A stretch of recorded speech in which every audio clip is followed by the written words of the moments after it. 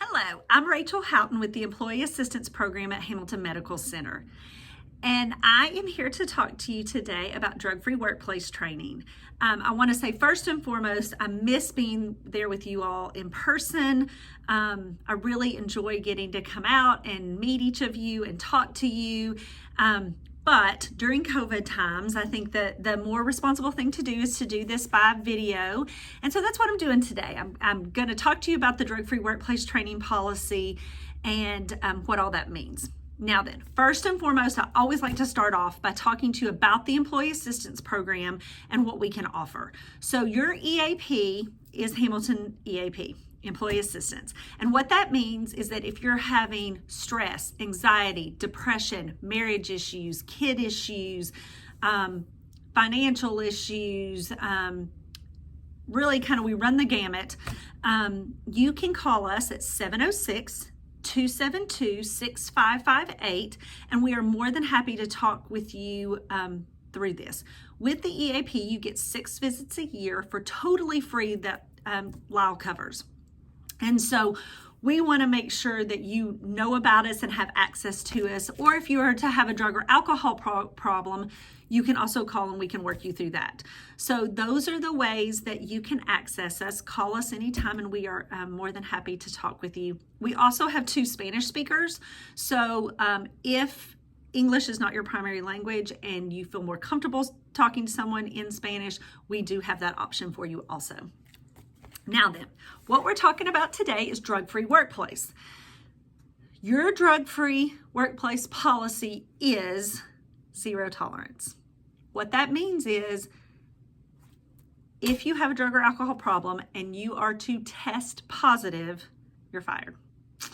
I know that sounds harsh, but that is the way to keep everybody the safest in the workplace. And so what we're going through today is to look at why you get tested, how you get tested, what you get tested for, all the things so that you have all the knowledge you need to make a good decision and choose not to use, okay? So that's what we're gonna do. So first and foremost, I wanna talk to you about how you get tested, like what are the reasons that you would get tested. So number 1 is pre-employment. So congratulations, you've passed that because you are currently working for Lyle, and so you passed the first drug test that you had to take. Now, let me give you just a little bit of background about why this is even in place. Back in the 80s, President Reagan realized that there was a really big problem actually with the union workers and alcoholism. People were coming to work drunk.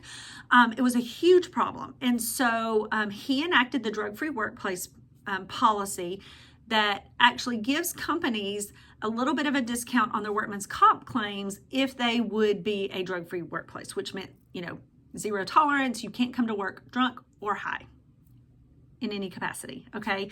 So, and we're gonna talk through that a little bit, but that's why there was the drug-free workplace policy, and that's why there is the pre-employment screening of drugs and alcohol. So number 2 would be random, which is truly random. It's one of those things that your name's either pulled out of a hat or generated from computer or whatever, and your supervisor comes and gets you and says, it's time to be tested, and you go immediately then and have your drug test. That's pre-employment and random. Then another reason that they can test is if there's an accident. So if you're in some kind of workplace accident, they're automatically going to test you to make sure that drugs or alcohol did not play a part in you having that workplace accident. And that's across the board what happens with that. And then the one I want to spend the most time on is reasonable suspicion. And so this is if for some reason the company has a suspicion that you might be using, or a really reliable source has said, hey, I'm a little worried about this person, they can test you for reasonable suspicion. Here are the things that would get you that test. Alcohol or drug use, possession, or solicitation that is observed by or reported by a reliable source. Okay, so that's number 1. Workplace performance problems. So you used to be the best employee ever, on time, on top of your job, and all of a sudden you're late all the time and you're not performing the way you should in your job and those kind of things. that would possibly get you a reasonable suspicion test because the company needs to know, okay, why did you go from great to not great? Or if you kind of were a not great employee and all of a sudden you're doing great, that might actually get you one too, okay? Because there can be things that you were using that would amp you up. So that is reason for reasonable suspicion. If all of a sudden you have physical or mental behavior that is erratic or abnormal. So let's say you're typically a really quiet person, you keep your head down, do your job, and then all of a sudden you're screaming and yelling at all your coworkers, or you have some kind of anger outburst, or you punch somebody, or something odd for you happens, then that might also get you a reasonable suspicion test.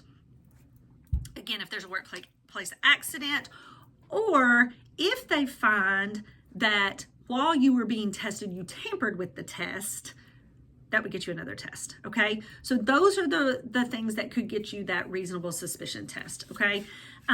It is a 5-panel drug screen that happens, and what they test you for is marijuana, which is the presence of THC, and we're going to talk about marijuana for a little bit, cocaine, PCP, opiates, so that's codeine, morphine, and heroin also that are included in that, and amphetamines, including methamphetamines, okay?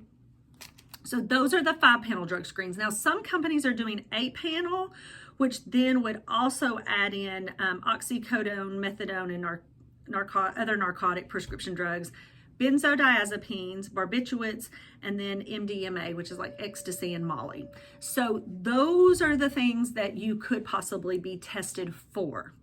It's important for you to know that, okay? So that would be what would get you, that's what you are being tested for. Let's talk a little bit about the marijuana, because that tends to be something that people really question a lot, want to know why, if it's possibly going to be legal at some point, then why are they testing me for this? Why can't I work? It chills me out. It doesn't do anything to me, whatever, okay? First of all, it's illegal.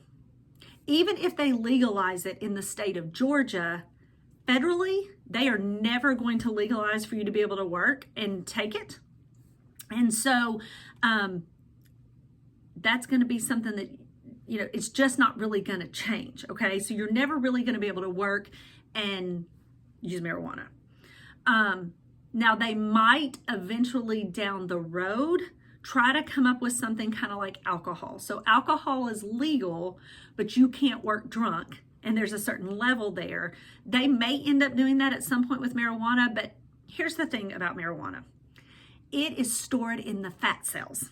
And so for each person, it can take a whole lot longer to get out of their system, depending on how big they are, how small they are, how much fat they have with it, like body fat, not even necessarily fat, but if you're not a fit person, you could have more body fat. And so all of that plays a factor when it comes to marijuana and THC. And so it's just going to be hard to regulate. And so, as of right now, it is not legal. You do not need to be using it. It takes the longest to get out of your system. So if you use on the weekend and you get tested on Monday, you're going to get fired. So just when it comes to marijuana, be very, very, very careful. Now then, when it comes to THC, because the question I'm getting a lot, I've done a lot of research. I've actually just recently gotten an additional certification as a substance abuse provider. And so I've done a lot of research here recently on the THC factor, okay? Now then, when I say that, it's the CBD oils, gummies, food products, whatever that looks like, things that are CBD, that are legal, okay, you got to be so careful with. Here's why. Again, it's not regulated by the FDA. And so it may say 0 THC or trace amounts, but what that amount is not regulated. And so with that, you don't know how much you're getting, and you really could, like, let's say you're rubbing a CBD oil on you. I told you it's stored in the fat cells. So what happens is you rub it on, it makes your arm feel better, the muscle in your arm feel better.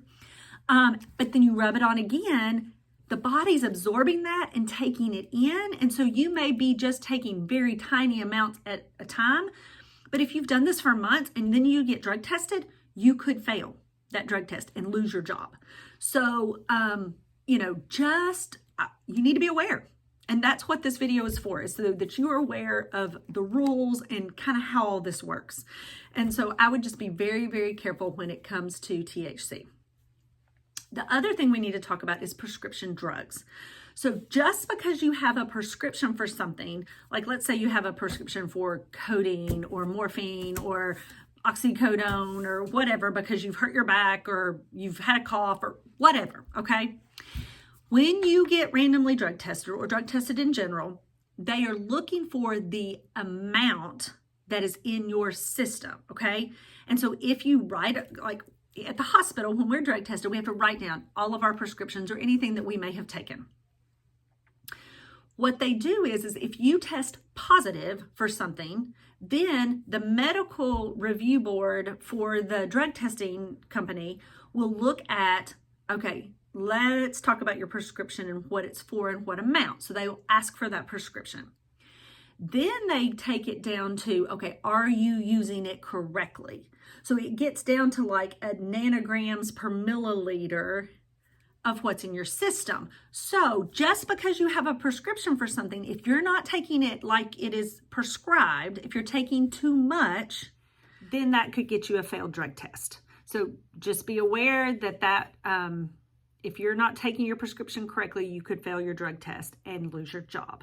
So the other thing is if you take somebody else's prescription, you don't want to do that either, because then you don't have a prescription for it and you could fail your drug test for that. So like, let's say, again, you have back pain and your mom says, oh, I've got some muscle relaxer that you can take and everything will be fine. And then you get drug tested on Monday, you take it on Friday, you get drug tested on Monday and you fail, you're going to get fired because you took somebody else's prescription. So that's the prescription drug piece, okay? In case you had any questions about that.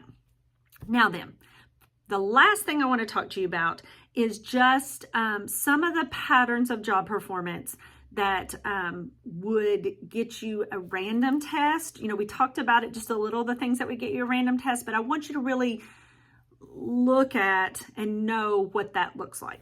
So number one is absenteeism. So if you have a high rate of absenteeism, that could get you a reasonable suspicion test, especially if it's on a Monday or a Friday. Because, and hear me say, they're not looking and going, oh my gosh, you know, they were out one Friday or they were out one Monday or a couple. That's not what the company's looking for, okay? But if you're consistently out on Fridays, out on Mondays, or there's a pattern to it, then that's something that they're going to look at, okay? Because what that looks like is that you're either, if you're out on Friday, you started partying early, or if you're out on Monday, you're coming down and trying to get it all back together, and you could be having a problem, okay? Tardiness. So if you're consistently late, that could be that you were up drinking half the night and then you're trying to get it out of your system, or then you finally slept and didn't get up in a timely manner. So that's another thing to look at, is tardiness. High accident rate. If you're continually having on-the-job accidents, you know, that's going to get you a drug test anyway, but that's something that they would look at. Difficulty concentrating. You just can't stay focused. And again, it's not a one-time thing. It's a over a long period of time that they're seeing work performance issues. Confusion, abnormal behavior. Like I said before, if you're a really kind and quiet person and all of a sudden you're screaming and yelling at everybody and picking fights, that's going to be a change in behavior, an abnormal behavior. Or if you're normally a pretty outgoing person and all of a sudden you're really quiet and in a shell and, you know, not talking to people, that might also, that would at least probably get people to ask some questions.